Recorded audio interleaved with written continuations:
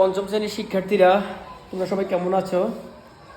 আজকে আমি তোমাদের প্রাথমিক গণিত বইয়ের ভগ্নাংশ অধ্যায়ের অনুশীলনী 6 খ 64 পৃষ্ঠা 9 দেখো লেখা আছে হিসাব করো। এখানে 3টা সমস্যা আছে, 1 2 3। আচ্ছা, তো স্যার এগুলো করতেছি, তোমরা একটু খেয়াল করো, দেখো কিভাবে কাজগুলো করি। প্রথমে লেখা আছে কি, আমরা এই ভগ্নাংশটা আমরা একটু দেখবো। আমরা এখানে যদি ভাগ যায় আমরা ওইদিকে আর লিখবো না। একটু দেখো সবাই, দেখো তো চিন্তা করো ভাগ যায় কিনা। যায়, দেখো 5 দিয়ে তুমি প্রথমে তুমি 15কে কাটো, 3 পাশে 15। আচ্ছা, এখন তুমি 3 দিয়ে 6কে কাটো, 3 দুগুণে 6। আবার তুমি দেখো 7 দিয়ে তুমি 14কে কাটো, 7 দুগুণে 14, 7 দুগুণে 14। এখন দেখো উপরে কোনো কিন্তু সংখ্যা নাই, আমরা কিন্তু যদি একটাতে এক লিখি, দেখো 7 দিয়ে যদি আমি 14কে কাটি, 7এর নাম তো 7এর মধ্যে কিন্তু 1 বাদ যায়, আবার 7এর নাম তো 14 মধ্যে কিন্তু 2 বাদ যায়, আবার সেই 5 এর নাম তো 5 মধ্যে 1 বাদ যায়, 3 এর নাম তো 3 মধ্যে কিন্তু 1 বাদ যায়। ঠিক না? দেখো 3 দিয়ে যখন আমরা কাটছি 3 একে 3, আবার 3 দুগুণে 6 সেই। তাহলে যখন আমরা নিচে কিছু কি পাইছি, 3 দুগুণে 6, তো 6 দুগুণে 12, এই আমরা এখানে করে ফেললাম। আর উপরে 1 গুণ 1 গুণ 1, তাহলে 1 একে 1 1 একে 1, 12 ভাগের 1। এটা আমাদের শেষ, আমরা এইভাবে করলাম।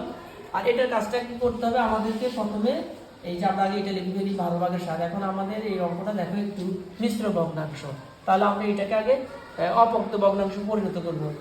3 দিয়ে আমরা 2 দিয়ে গুণ করব, 3 দুগুণে 6, 6 এর 1 7, 3 ভাগের 7। তোমরা তো জানো মিশ্র ভগ্নাংশ বানানোর নিয়ম কি, আমরা হরকে পূর্ণ সংখ্যা দিয়ে গুণ করব, গুণ করে যেটা পাবো তার সাথে লব্ধি যোগ করব, করলাম। আর বাকিটা আমরা লিখে ফেলি 5 ভাগের 2।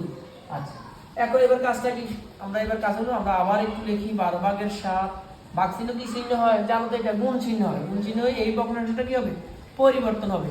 হর আছে 3, এখন সেটা লবে লিখবো, লব আছে 7, এখন সেটা লিখবো হরে। গুণ বাকিটা কিন্তু পরিবর্তন হবে, শুধুমাত্র ভাগের চিহ্নের পরের ভগ্নাংশটা পরিবর্তন হবে। আমরা এবার দেখবো এখানে ভাগ যায় কিনা। যায়, দেখো তুমি 7 দিয়ে 7কে ভাগ করো, শেষ, কাটা যায়, 7এর নাম তো একবার যায়।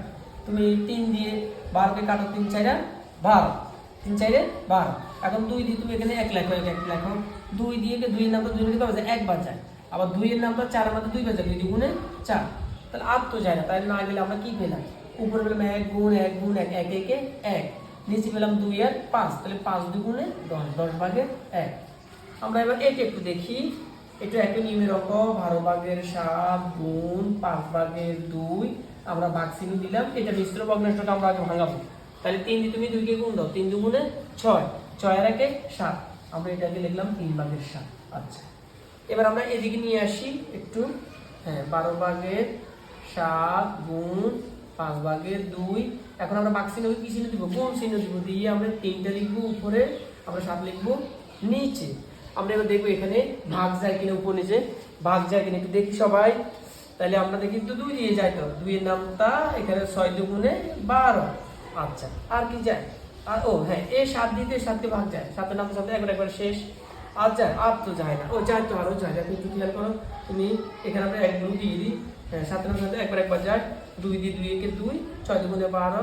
আমরা এবার 3 দিই, 3 একে 3, 3 এর নাম সাথে 2 বাজে, 3 দুগুণে 6, 3 দুগুণে 6। তাহলে উপরে আমরা কি পেলাম, সবগুলো 1 পেলাম। 1 দিয়ে 1 গুণ দিলে কি হবে, 1 একে 1, 1 একে 1।